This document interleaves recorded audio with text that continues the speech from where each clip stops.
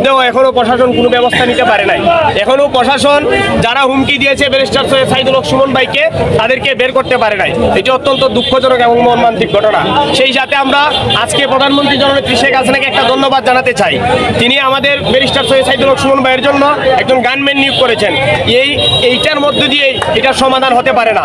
যারা হুমকি দিয়েছে তাদেরকে যদি বের করে আনা না হয় তাহলে এদেশে আরেকটা কলঙ্কিত ইতিহাস হতে পারে। সেই জন্য জননেত্রী শেখ হাসিনাকে, যিনি গণতন্ত্রের মানুষ কন্যা, জননেত্রী Sheikh Hasina mother of humanity, ওনাকে আমরা বিনয়ের সঙ্গে অনুরোধ জানাতে চাই আজকের এই প্রোগ্রাম থেকে আপনি অতি বিলম্বে এই বিষয়ে হস্তক্ষেপ করুন, অন্যথায় প্রশাসনের টনক নড়বে না। তার কারণ প্রশাসনের বিভিন্ন জায়গায় বড় বড় দুর্নীতিবাজ এরা বসে আছে, এরা চায় যে কোনোভাবেই এই জিনিসটা বেরিয়ে না আসুক, কারণ এই জিনিসটা বেরিয়ে আসলে অনেক বড় বড় রাঘব বল বের হয়ে আসবে।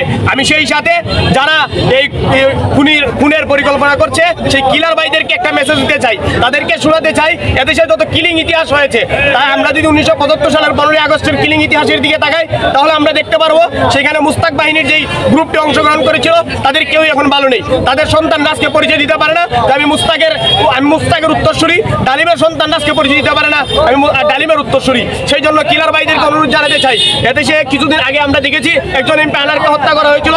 হত্যার পরপরই এদেশের ডিবি পুলিশ তারা জরুরি পদক্ষেপ নিয়েছে এবং কিছু হত্যাকারীদেরকে গ্রেপ্তার করেছে।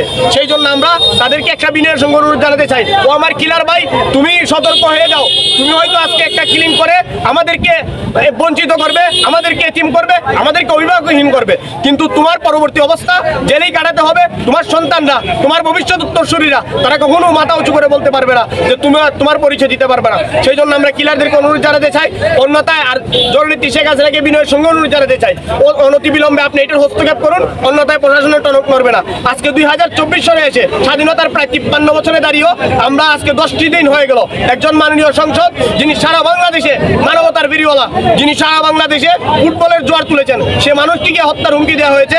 আজকে প্রায় 10-12 দিন হয়ে গেল চিঠি, এখনো কোনো হত্যাকারীকে বের করে আনা হলো না। এটি অত্যন্ত মর্মান্তিক এবং দুঃখজনক।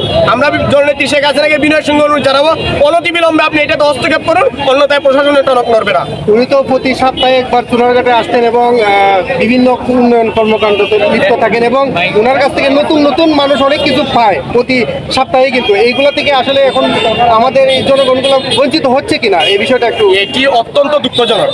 ব্যারিস্টার সৈয়দ সাইদুল হক সুমন ভাই উনি এমপি হবার আগেও উনি আপনার রবিবার থেকে বৃহস্পতিবার পর্যন্ত উনি কোর্টে থাকতেন, উনি ব্যারিস্টারি করে যা ইনকাম করতেন শুক্রবার এবং শনিবার এগুলো চুনারগড়ের মাটিতে এনে ডালতেন। উনি এখন এমপি হবার পর উনার এগুলো সহ উনার যে এমপির বরাদ্দ সবগুলো প্রতি বৃহস্পতিবার রাত্রে উনি চুনারগড়ে আসেন, শনিবার এবং শুক্রবার চুনারগড় এবং মাধবপুর চষে বেড়ান। আমাদের অত্যন্ত কষ্ট হচ্ছে, দুঃখ হচ্ছে যে আমরা গত বৃহস্পতিবার এবং শুক্রবারে ব্যারিস্টার সৈয়দ সাইদুল হক সুমন ভাইকে পাই নাই। চুনারগড় মাধবপুরের মানুষ উন্নয়ন থেকে বঞ্চিত হয়েছে, অনেকগুলো উন্নয়ন কাজ হতো। সেই জন্য আমরা অত্যন্ত দুঃখিত এবং মর্মাহত। আমরা চাই জননেত্রী শেখ হাসিনা অনতি বিলম্বে এটা হস্তক্ষেপ করে ওনার এই যে হুমকি দাতাদেরকে বের করে আনবে, বের করে এনে দৃষ্টান্তমূলক শাস্তি দেবে, যাতে এদেশে আর কোনো ধরনের কোনো কিলিং